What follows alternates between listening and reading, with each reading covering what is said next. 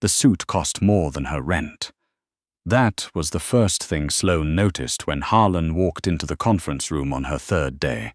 The charcoal wool, the way it fell without a single wrinkle, the cufflinks that caught the light like they were trying to remind everyone in the room exactly who owned it. She noticed because she'd been trained to notice things like that, discrepancies, details that didn't add up.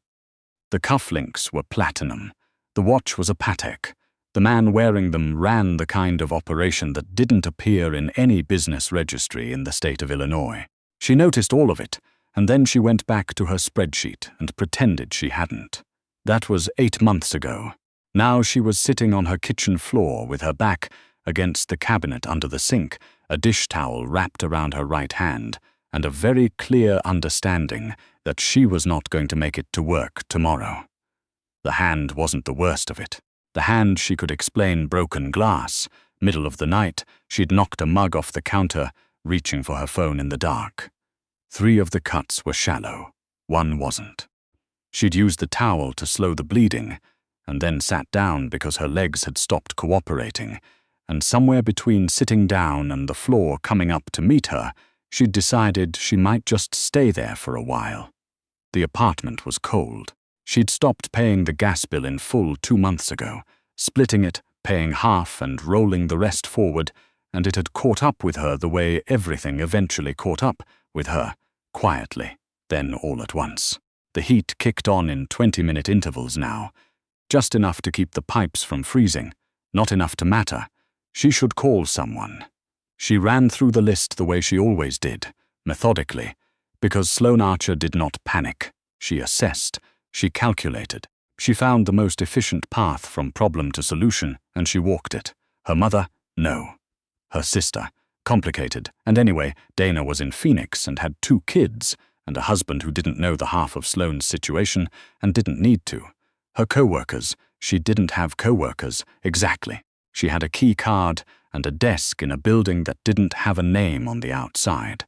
And the 3 other people who worked her floor operated on a strict policy of professional invisibility that she'd found deeply refreshing when she started and deeply inconvenient right now.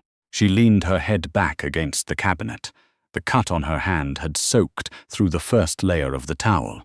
She thought about the number she was supposed to call for emergencies, not 911, the other number, the one Harlan's head of operations, a man named Beckett, had given her on her 2nd week. If anything happens, he'd said, and she'd taken the card and put it in her wallet and spent the last 8 months hoping she'd never need to use it.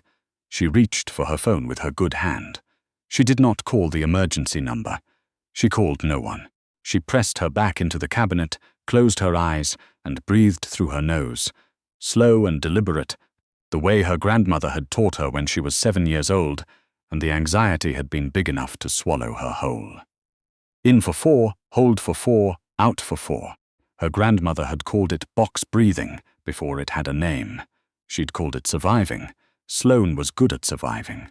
She was less good at asking for help. She didn't hear the door. That was the part she thought about later. The part that didn't make sense, because she would have heard a knock. She would have heard the lock. She would have heard something.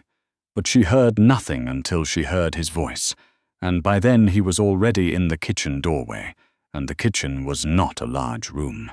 What happened? It wasn't a question. Harlan said very few things as questions. She opened her eyes. He was standing in the doorway in a dark overcoat, still buttoned, and he was looking at her the way he looked at problems. Not with alarm, not with pity, just with the flat, measuring attention of a man calculating the fastest route to a solution. "I broke a glass," she said. He looked at the towel around her hand, at the blood that had made it through 2 full layers, at the floor around her, which she noticed for the first time had a thin, dark smear where she'd reached for the cabinet edge and missed. When? An hour ago. Maybe 2. She'd lost track. "What are you doing here?" He didn't answer. He came into the kitchen, which required him to step over her legs, which she found deeply violating on a level she couldn't fully articulate, and crouched down in front of her with the ease of a man 20 years younger, and looked at her hand. "Show me." "I'm fine, Sloane." She'd heard him say her name maybe 4 times in 8 months. He used it like punctuation, like a period at the end of a sentence that had already made its point. She unwrapped the towel. He looked at it for a long moment. Then he reached into the interior pocket of his overcoat and produced, and she genuinely could not account for this, a small flat case, matte black, that unfolded to reveal a tidy row of medical supplies, gauze, butterfly closures, surgical tape, a small sealed packet of what she assumed was antiseptic. She stared at it. "You carry a first aid kit. I carry what I need. That's a medical first aid kit. That's not a Band-Aid and aspirin kit. That's hold still." She held still. He worked with the kind of efficiency that didn't come from a class. She'd seen it before, rarely, in men who'd spent enough time in enough situations where knowing what to do with a bleeding person was simply a necessary skill. His hands were careful. Not gentle, exactly, but precise, and the difference mattered to her in a way she didn't examine too closely. "The deep one needs proper closure," he said. "Not stitches, but it needs more than this. I know. You've been sitting on this floor for 2 hours. I was going to get up." He looked at her then, not at her hand, at her face. She was aware of how she looked. Pale, probably. She was always pale, but paler now, and her hair had come out of its tie on one side, and she was wearing an oversized northwestern sweatshirt that was at least 10 years old, and had a bleach stain on the left cuff that she'd never fully explained to herself. "When did you last eat?" he said. "That's not relevant." When? She thought about it. Lunch, yesterday. She'd had half a sandwich standing over the sink at work because she'd forgotten to sit down, which was something she did more than she'd like to admit. "Yesterday," she said. Something shifted in his expression. Not softness. Harlan Voss did not softness, but something moved briefly behind his eyes, and then it was gone. "Can you stand?" "Yes." She wasn't entirely sure this was true. He stood first, and then he offered his hand, the gesture so unexpected that she stared at it for a second too long before she took it. His grip was firm and absolutely impersonal, and he pulled her up in one smooth motion, and she was almost steady on her feet by the time the kitchen tilted slightly. His other hand caught her elbow. "I'm fine," she said. "You said that already." It bears repeating. He didn't let go of her elbow. He looked around the kitchen instead, and she knew what he was seeing. The half-empty pantry she'd left open this morning, the bills fanned out on the counter where she'd been sorting them, the coffee maker that had stopped working 2 weeks ago, and that she'd been replacing with instant packets heated in the microwave because she wasn't going to spend money on an appliance when there were more pressing claims on her budget. She felt, for the first time in a very long time, genuinely embarrassed. "Don't," she said. He looked at her. "Don't assess my kitchen like it's a liability report." The corner of his mouth moved. Not a smile exactly. Something that lived in the same neighborhood. "I wasn't. You were, I can tell. You have an assessment face. I have one face. That's not true. You have 3. Assessment, displeasure, and the one you use when Beckett says something you don't agree with, but you're not going to say so in front of other people." He was quiet for a moment. "You've been paying attention. I work for you. It would be strange if I hadn't." She reached back to brace herself against the counter, and he let go of her elbow, and she was unreasonably aware of the absence of his hand. "Sit down," he said, and pointed at the single kitchen chair, which had a stack of folders on it that she'd been meaning to move for 3 weeks. "The chair has." He picked up the folders, looked for a surface, and set them on the counter beside the bills with the careful precision of someone who understood that she knew where everything was and didn't want to be the reason she couldn't find it. She sat down. He opened her refrigerator. "You don't have to." She started. "I'm not doing it for you," he said. He was looking at the refrigerator. "I need to know if you're going to pass out in the next hour, which becomes significantly more likely if you haven't eaten. That's a very practical way to frame concern. I'm not concerned. I'm managing a variable." She looked at the back of his head, at the way his coat sat on his shoulders, at the very deliberate stillness of him, even doing something as mundane as examining the contents of her refrigerator, which contained leftover rice, 2 eggs, a block of cheese that was approaching its limit, and a half-empty jar of pasta sauce. There's rice, she said. It's from 2 days ago, so it's fine. You can heat it up if you... I wasn't going to eat your rice. Then why are you standing there staring into my refrigerator? He turned. Because I was giving you a moment. She opened her mouth and then closed it. A moment for what? She finally said. To stop performing. He came back to the table and pulled out the other chair. She hadn't noticed there was another chair until he produced it from somewhere near the wall, and sat down across from her with his coat still on, his hands flat on the table, and looked at her with that same flat, measuring attention. You've been doing it since I walked in. You're going to keep doing it unless I give you somewhere to put it down. She looked at him. I don't know what you think you know about me, she said quietly. I know you work 14-hour days and take the longest route home because you don't want anyone following you, and you haven't taken a sick day in 8 months. I know you grew up in a household where needing things was a liability, and I know you've been paying your gas bill in installments for at least 2 months because the pressure in this apartment is about 15% lower than it should be, and you keep your coat on until after you've been inside for an hour. The kitchen was very quiet. You notice the coat, she said. I notice everything. That's... She stopped. Breathed. That's invasive. Probably. He didn't look sorry, but you're sitting on my payroll in an apartment you can't heat, with a hand that could have used stitches 2 hours ago, and it's 11:30 at night. And you called no one. I was handling it. You were on the floor. People sit on floors. Not for 2 hours with a bleeding hand.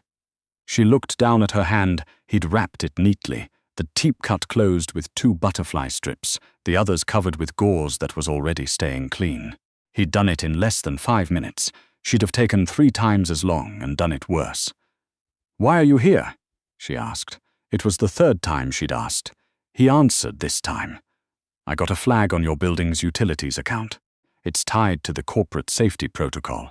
Any address associated with my staff, if the utilities drop below a functional threshold in winter, it gets flagged. A pause. It's standard. I didn't know that. You weren't meant to find it offensive.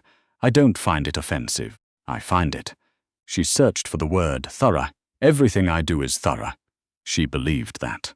She'd believed it since the 3rd day, since the charcoal suit and the cufflinks and the way he'd looked at her work at the end of her first week and said good in a tone that managed to convey that he hadn't been certain it would be, and that he was recalibrating accordingly. She'd believed it every time she'd sat across a conference table from him in a meeting where no one used last names and no one wrote anything down, and she'd translated the numbers on her screen into patterns he already understood and watched him verify her math before he'd even asked for it.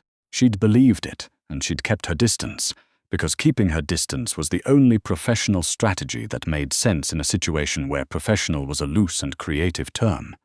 I need to call Beckett, she said. For the report, or whatever the... Beckett doesn't need to know. She looked up. The flag was routed to me directly, he said. I came alone. She didn't know what to do with that. She looked at her hand instead, at the neat white gauze, at the careful work of a man who'd walked into her kitchen and found her on the floor and had not made her feel pitied, exactly, which was the thing she'd always feared most. Not the falling down, but the being seen fallen, and the look on someone's face in that moment, the shift from person to problem. He hadn't looked at her like that. He'd looked at her like she was something that needed to be addressed, which she understood. She respected it, even.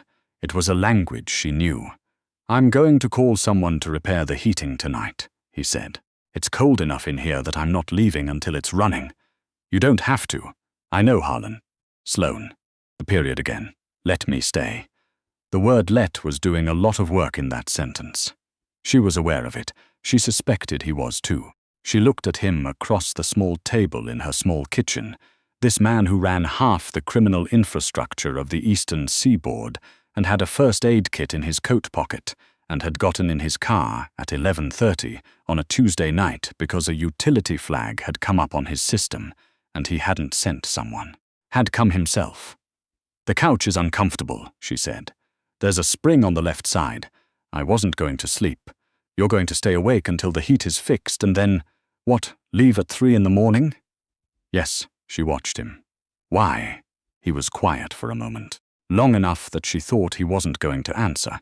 Long enough that she started assembling the explanation herself. Liability, protocol, the same calculus of assets and risks that governed everything in his world. The world she'd stepped into 8 months ago with her eyes open and her expectations managed, and a very firm internal boundary between what I do here and who I am here. Because I've watched you do everything alone for 8 months, he said, and I wanted to know what you looked like when you stopped. She went very still. And now you know, she said. Yes, and he looked at her for a long moment. His face was not soft, it was not warm, but it was present in a way that she didn't have a word for, a way that meant I see you, specifically, not the problem, not the asset, not the variable. And I'm staying until the heat is fixed, he said. She looked away first. There's rice, she said again. If you want to heat it. I know how to heat rice. I didn't say you didn't. He stood and crossed to the microwave, and she watched him find a bowl in the cabinet above the sink on the first try, which meant he'd clocked the layout of the kitchen when he walked in and filed it. And she didn't know why that particular piece of thoroughness made her throat feel tight, but it did. He heated the rice. He set the bowl in front of her. He called someone named Reyes about the heating, a brief conversation, more information exchanged in 3 sentences than most people managed in a paragraph. And when he hung up, he said 40 minutes, and she nodded. She ate the rice. She did not tell him it was the first warm thing she'd had in 2 days. But she thought from the way he watched her eat that he already knew. The heater came on at 12:47 in the morning, and she heard it cycle through, not the 20-minute rattle she'd grown used to, but the full low hum of a system running right, warm air moving through the vents, the temperature in the room shifting in a way that felt almost physical. She was on the couch by then, the spring on the left side. He'd taken the chair, he'd moved into the doorway between the kitchen and the living room, and he was looking at his phone with the same focused attention he gave everything, and for a while neither of them said anything. "Can I ask you something?" she said. He didn't look up. "You're going to regardless. You were supposed to be in Boston tonight." A pause. "I changed my schedule because of the utility flag." Another pause. "Longer this time, the utility flag," he confirmed. She looked at the ceiling, at the water stain in the upper right corner that she'd been tracking since September, measuring with her eye each time she lay here, waiting for it to grow. It hadn't. It was exactly the same size. Some things held. "You could have called," she said. "You wouldn't have answered." She thought about it. She thought about her phone in the dark, the broken glass, the floor. She thought about the list of people she'd run through and crossed off. She thought about the number on the card in her wallet that she hadn't called. "No," she said. "Probably not. I know." She turned her head to look at him. He was looking at her now, phone dark in his hand, and in the low light of her apartment. With the heat finally running and the night pressing against the windows, he looked tired. Genuinely tired, not the controlled exhaustion he wore at the office like another layer of authority, but something under it. Something that had been there a long time. She wondered if he knew she could see it. She suspected he did. "You cancelled Boston," she said. "I rescheduled Boston." Harlan. He looked at her. "Thank you," she said. She gestured at her hand at the room, at the heat now running. "For this." He was quiet for a moment. Don't thank you. Don't make it something it isn't." She studied him. "What is it then?" He looked away, back at the dark phone in his hand, and for a long moment she thought that was the end of it, that he'd close it off the way he closed everything off, tuck it behind the flatness, the assessment, the careful professional distance. "I don't know yet," he said. It was the most honest thing she'd ever heard him say. She turned back to the ceiling, to the water stain that hadn't grown, to the warm air moving through the apartment, filling it up slowly, room by room, the way things fill when they've been empty long enough. "There's coffee," she said. "It's instant. The maker broke. I know, I saw. It's still coffee." A long pause, then where cabinet above the microwave. "Mugs are next to it." She paused. "The blue one's mine." She heard him get up, heard the cabinet, the mugs. The quiet, efficient movements of a man who did everything like he meant it, even this. Even instant coffee at 1 in the morning in a woman's small, cold kitchen in the middle of a city that didn't know his name. She heard the kettle. She lay on the couch with her wrapped hand across her stomach and listened to the heat run and the kettle build and the ordinary sounds of someone else in her space, and she thought about the list she'd run through in the dark. The crossed-off names.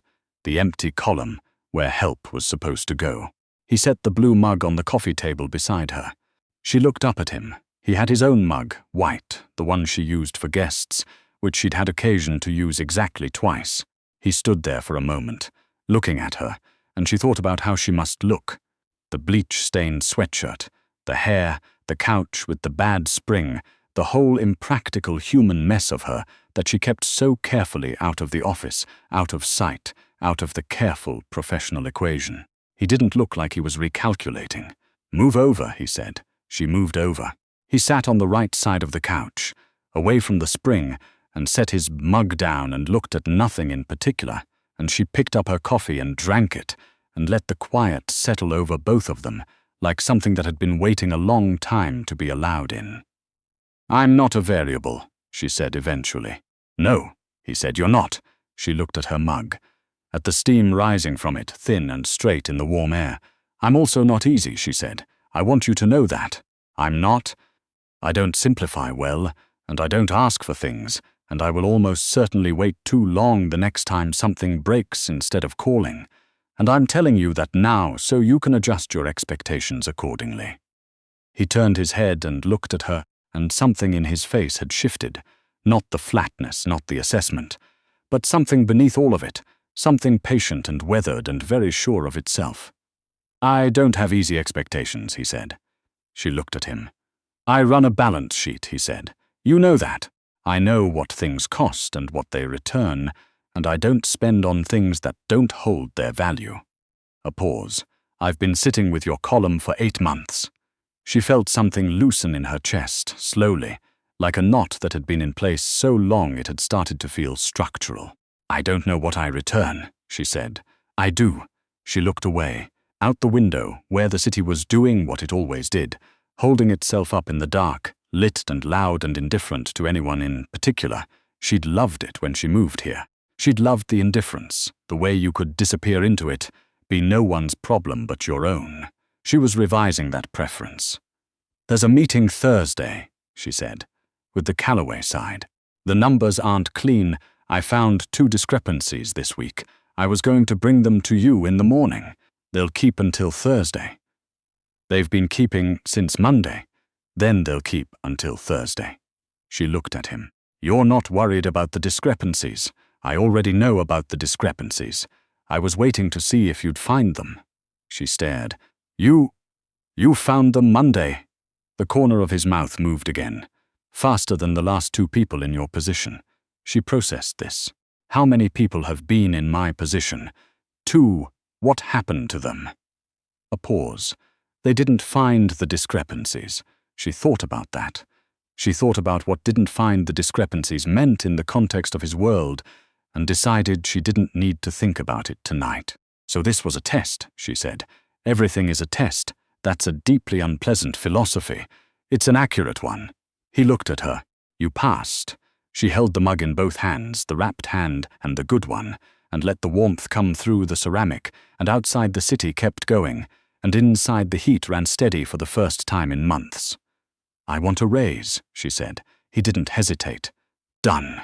She looked at him. He looked back at her without expression, without apology, as if he'd been waiting for her to say it, and was faintly relieved she finally had.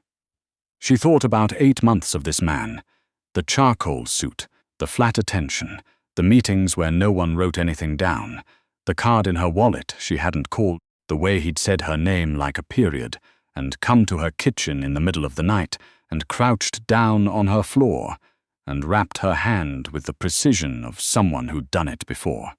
She thought about, "I've been sitting with your column for 8 months. She thought about the water stain that hadn't grown. Some things held. "Okay," she said. He looked at her, and this time whatever moved in his face didn't disappear. It stayed quiet and certain, the way he was quiet and certain. Not warm, not easy, but real in the way that things are real when they've been tested and come through. The coffee was instant and too strong, and she drank all of it.